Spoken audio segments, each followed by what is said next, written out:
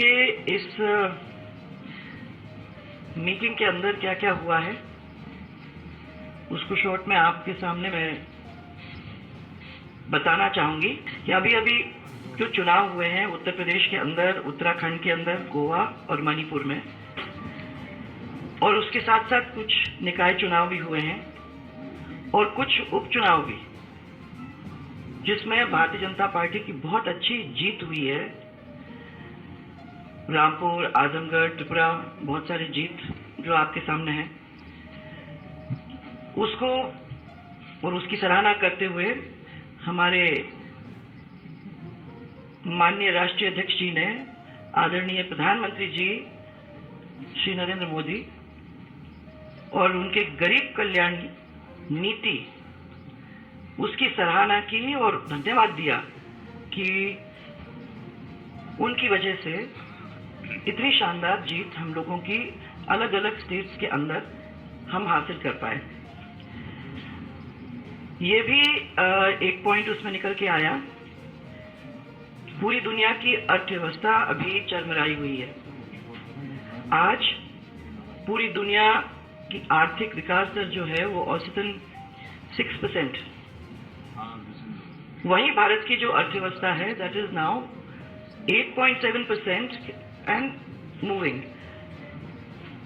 इस 8.7% की दर से वो प्रगति करते जा रहा है। ये भी एक बहुत बड़ी उपलब्धि हमारी सरकार की है।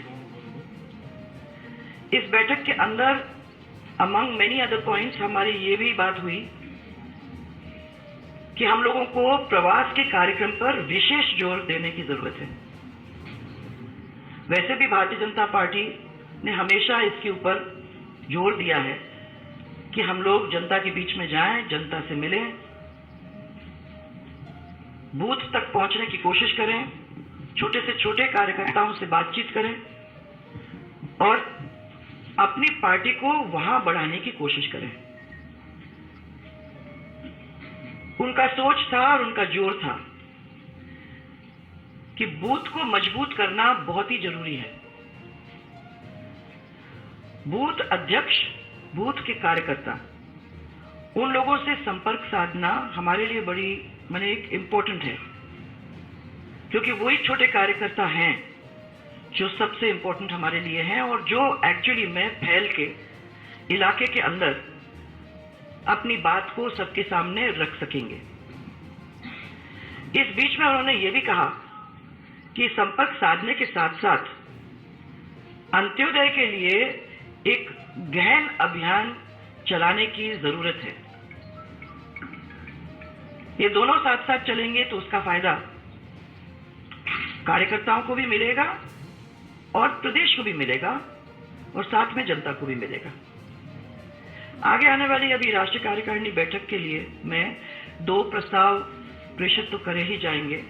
एक तो राजनीतिक प्रस्ताव है, दूसरा अर्थव्यवस्था और गरीब कल्याण, ये भी पेश किए जाएंगे। और इन सभी प्रस्तावों के प्रारूपों के ऊपर पदाधिकारियों की जो बैठक अभी हुई है उसमें चर्चा हुई थी।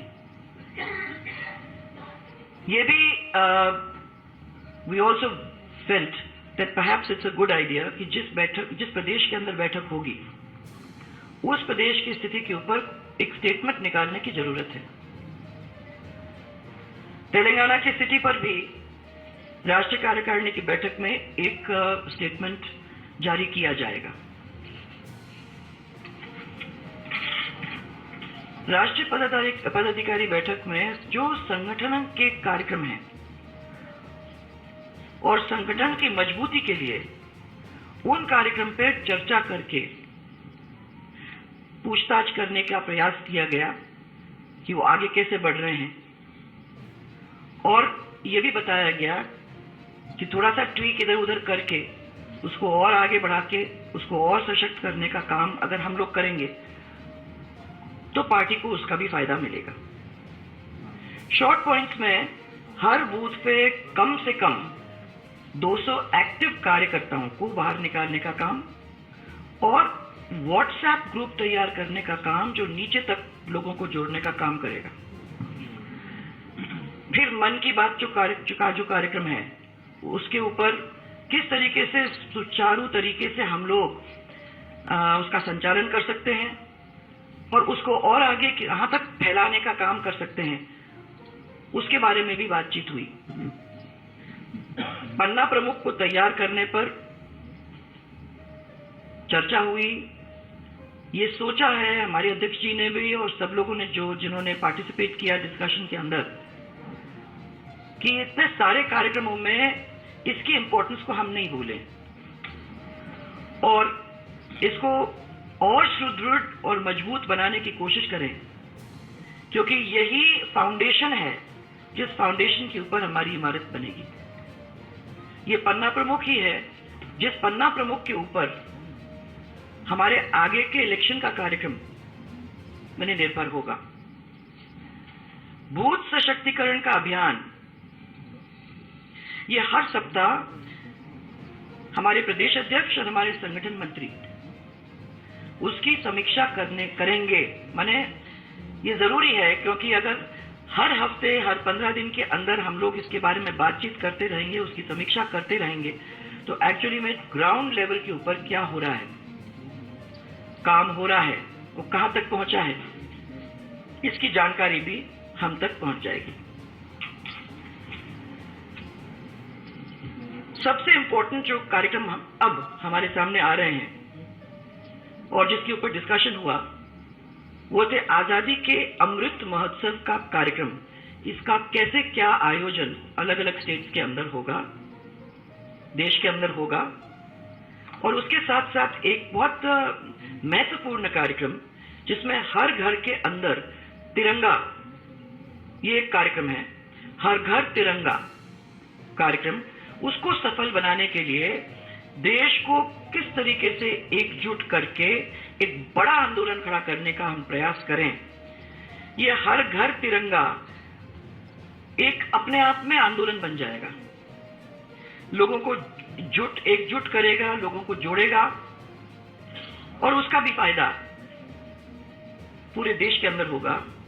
ये हमारा लक्ष्य है कि करीबन 20 करोड़ लोगों तक पहुंचे।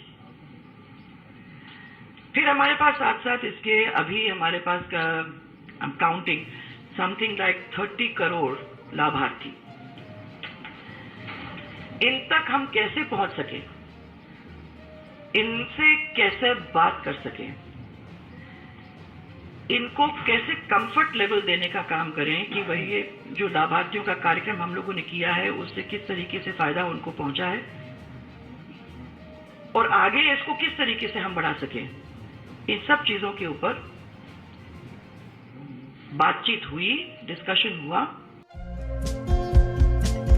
हमारे चैनल को लाइक, शेयर और सब्सक्राइब जरूर करें और नई अपडेट्स के लिए बेल आइकन दबाना ना भूलें।